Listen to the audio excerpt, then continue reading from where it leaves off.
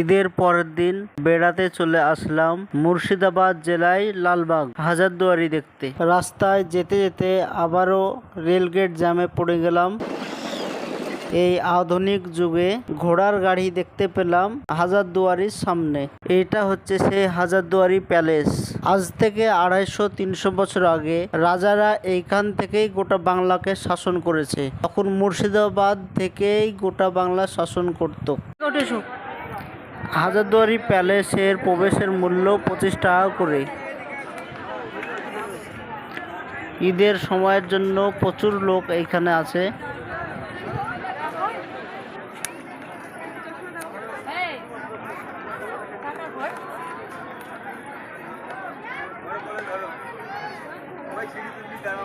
সামনে যেই সাদা বিল্ডিংটা দেখা যাচ্ছে এটা হচ্ছে ইমামবাড়া। এটা শুধু মহরম মাসেই খোলা থাকে, এখন বন্ধ আছে।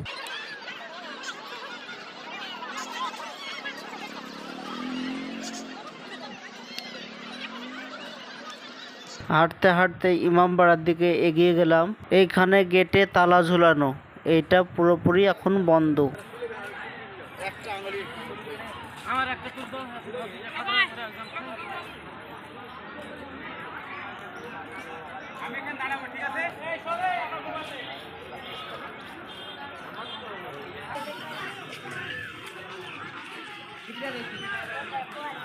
এই ইমাম বাড়াটা তৈরি করতে কত টাকা খরচ হয়েছে, কত সালে করেছে সম্পূর্ণ এই বোর্ডে লেখা আছে, আপনারা পড়ে নিন।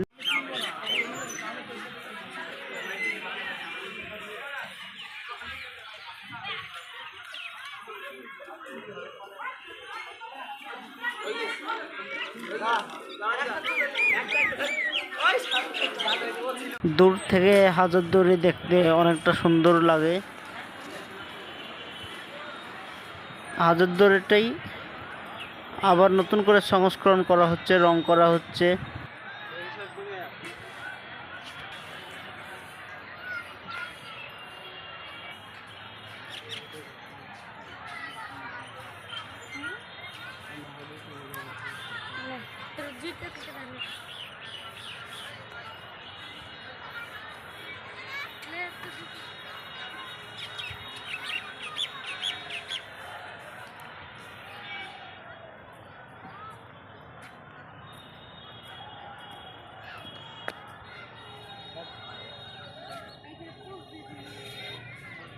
এটা হচ্ছে নবাবের আমলের ঘড়ি।